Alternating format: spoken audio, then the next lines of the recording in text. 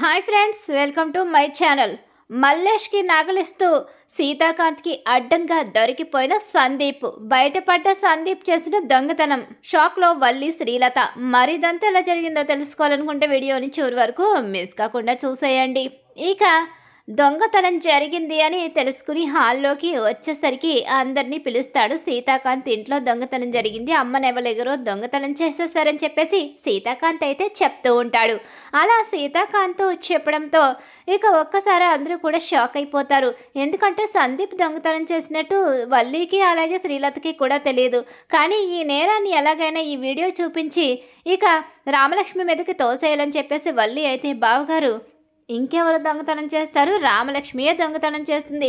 ఉదయాన్నే వాళ్ళ నాన్న ఇక్కడికి రావడం, వాళ్ళిద్దరూ మాట్లాడుకోవడం మేము చూసామంటూ వీడియోని చూపించేస్తుంది వల్లి అయితే.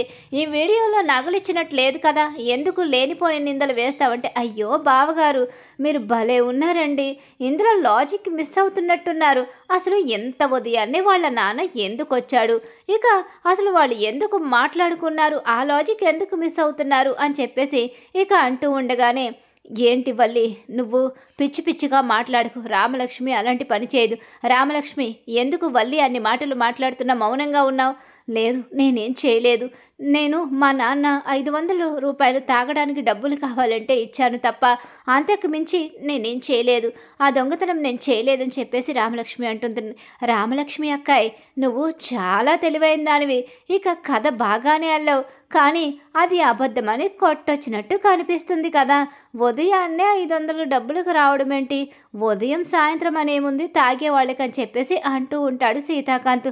మీరు ఎన్ని చెప్పినా ఇక రామలక్ష్మియే దొంగతనం చేసింది, ఆ విషయం అర్థమైపోతుంది. ఈ ఇంట్లో దొంగతనం చేయవలసిన అవసరం ఎవరికుంది, ఎన్నాళ్ళుగా ఉంటున్నారు కదా అని చెప్పేసి అంటూ ఉండగానే ఈలోగా శ్రీలత కూడా సీతాకాంత్ దగ్గరకు వచ్చి, ఏంటి సీతాకాంత్, నేను అనాలని అనడం లేదు, కానీ అన్ని వేళ్ళు ఇక రామలక్ష్మి వైపే చూపిస్తున్నాయి, రామలక్ష్మి వైపే ఉన్నాయి. సాక్ష్యాలన్నీ కూడా రామలక్ష్మి తప్పు చేసిందని చూపిస్తున్నప్పుడు ఇక మనం మాత్రం ఏం చేయగలం, రామలక్ష్మియే చేసిందేమో, ఒకవేళ చెప్పుకోలేని అవసరం వాళ్ళ కుటుంబానికి ఏదైనా వస్తే నగలు ఇచ్చిందేమో, తప్పేముంది, ఒకసారి నువ్వు కనుక్కుంటే రామలక్ష్మి కరెక్ట్గా చెప్తుంది కదా, అందరి మధ్యన చెప్పలేకపోతుందేమో సీతాకాంత్ అని చెప్పేసి ఎలా అయితే మెత్తగా కోసినట్టుగా కోసి ఇక రామలక్ష్మి మీద మరింత ఎక్కిస్తూ ఉంటుంది.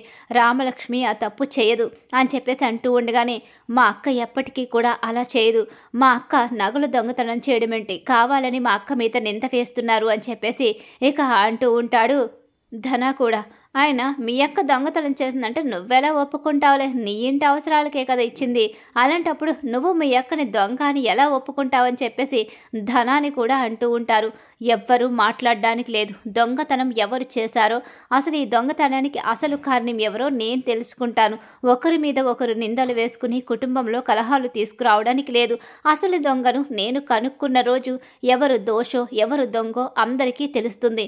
ఇంటి దొంగని ఈశ్వరుడైనా పట్టలేరు అంటారా సీతాకాంత్, కాస్త జాగ్రత్తగా పట్టుకోవాలి, ఎందుకంటే ఈలోపు ఎవరు దొంగో ఎవరు దొరో తెలియక ఒకళ్ళ మీద ఒకరు నిందలు వేసుకుంటూ ఉంటారు.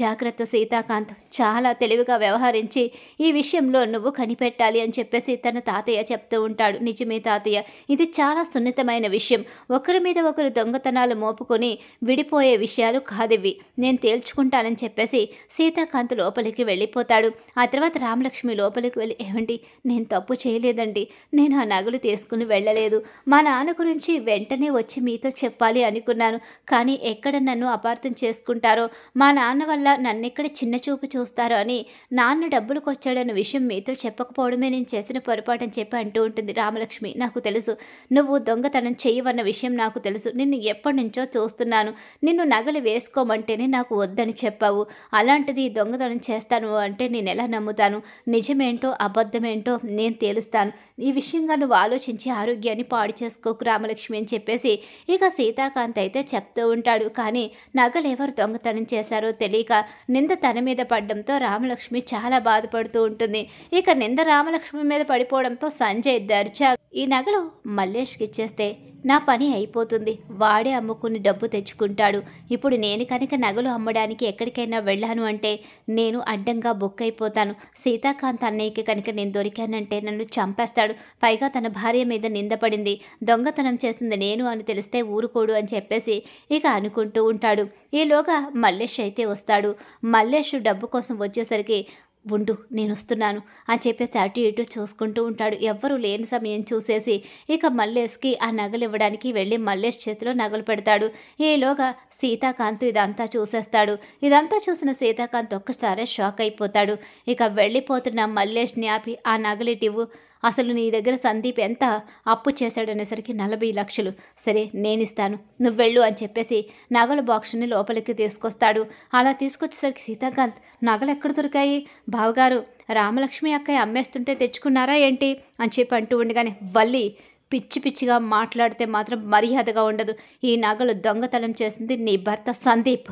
వాడు ఇక అప్పు చేశాడు. ఆ అప్పు తీర్చలేని పరిస్థితిలో ఇక అప్పు తీర్చడం కోసం నా ఇంట్లో నగలు నా గదిలోకి ఎవ్వరు రారని అన్నావు కదమ్మా. వీడు నా గదిలోకి వచ్చి నగలు దొంగతనం చేసి ఇక ఆ నగలు ఆ మల్లేష్కి ఇస్తూ అడ్డంగా దొరికిపోయాడు. నా భార్య మీద అందరూ నింద వేసి ఇష్టం వచ్చినట్టు మాట్లాడుతుంటే వీడు పక్కన చాలా సైలెంట్గా నిలబడ్డాడు. ఒక్క మాట కూడా మాట్లాడకుండా. నాకు ఎందుకో చిన్న అనుమానం వచ్చింది.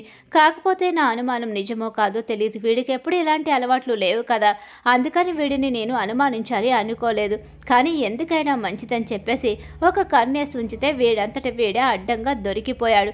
వీడు చేసిన తప్పుకి వీడి భార్య ఇక రామలక్ష్మి మీద నిందలు వేసి ఇష్టం వచ్చినట్టు మాట్లాడి రామలక్ష్మిని బాధ పెట్టింది. ఇంటి దొంగని ఈశ్వరుడైనా పట్టలేరు అన్న మాట నిజమే.